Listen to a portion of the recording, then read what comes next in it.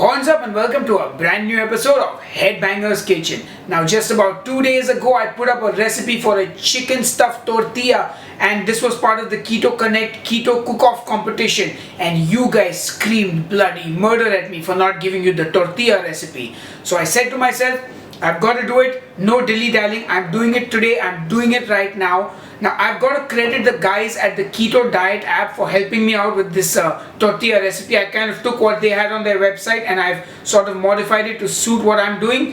Anyway, enough jibber jabber, let's go and make that delicious keto tortilla. So the first thing we're going to do is mix up all our dry ingredients, which is 50 grams of almond flour, 50 grams of flaxseed meal, 20 grams of coconut flour, 8 grams of psyllium husk. Now I'm going to season this with some salt, some paprika and some cumin powder. Then I'm going to mix up all these dry ingredients so that they are well incorporated together.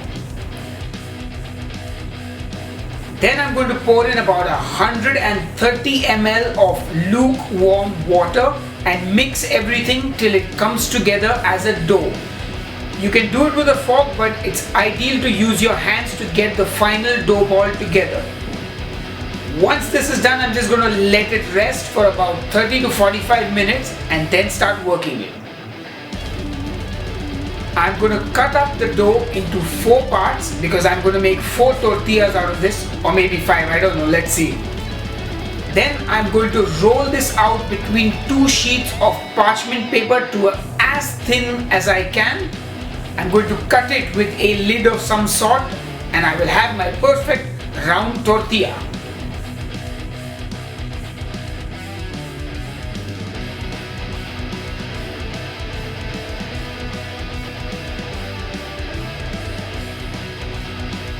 Okay, so the first time I tried to roll it out, I was a little clumsy because the last time I did this, I didn't use the parchment paper on top.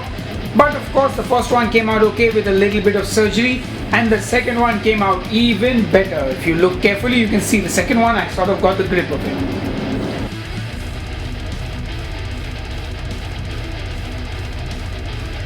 The second one wasn't too bad. I think I'm starting to get the hang of this now.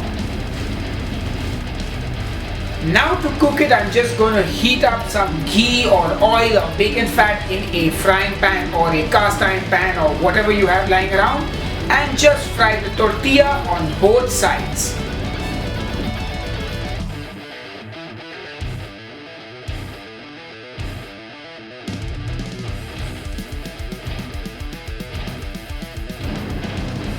And that's it. That's how easy it is to make these keto tortillas. Now since I had some extra dough left over, I decided to try and make some keto nachos. So all I did was roll it out, cut it into nacho shaped pieces,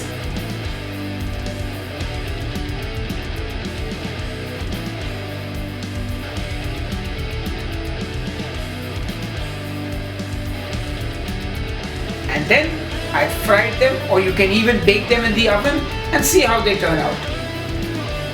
So there we have it, nachos as well.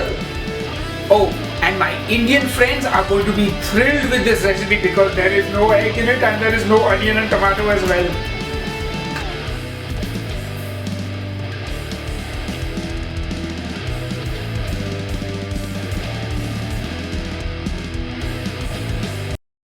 Alright guys, so it's time to taste, and we have nachos and we have the tortilla. Now, I cooked the nachos on the griddle pan as well as in the oven, and I rolled some of them out a little bit thinner later. I was struggling a bit, as you saw, with the camera in my way trying to roll out the nachos. But anyway, roll them out as thin as you can and they look pretty legit. Like by the time I was done with the third batch, I was a pro, but my camera was off. Anyway, enough jibber jabber, let me taste it. I'm dipping it in this very casual yogurt pesto cream dressing that I made. Oh, that is a crunchy nacho. I mean, look guys, with some chili con carne, guacamole, melted cheese, these are good. And trust me guys, the only thing I would do differently in this is maybe put a little more salt, but other than that, this is phenomenal. This is like the best legit nacho chip recipe type thing. And no egg for all the vegetarians, of course, Indian vegetarians. Alright, time to get on to the taco now, and I've stuffed it with some pork sausage patty that I've made, like a pork hamburger. Let's dig in. I've got some avocado in there as well.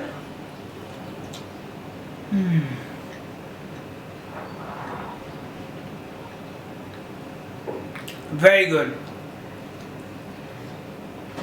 Like it did in the chicken video, it held up. And trust me guys, again, I'll be honest, look. Let me wipe my face first. We are on keto. We can't eat bread, we can't eat tortillas and all that stuff. And there's a reason non-keto things will never taste like keto things and vice versa. But this provides you with a beautiful, healthy vehicle for all your fillings. I'm not the biggest fan of flaxseed,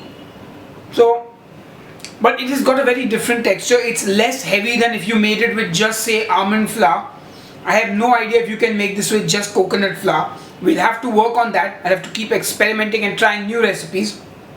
Anyway, I hope you guys enjoyed this recipe, and I'm very glad that I finally got around to filming it and showing you guys how to make it. Because many years ago, well 2 years ago, when I released a video for garlic parmesan chicken wings, I made a blue cheese dip which I was supposed to make a recipe for, but I never did and I never will because I've completely forgotten what went into that. So I'm glad we made these. I hope you will make them and I hope you enjoy them. Until the next episode, cheers and keep cooking.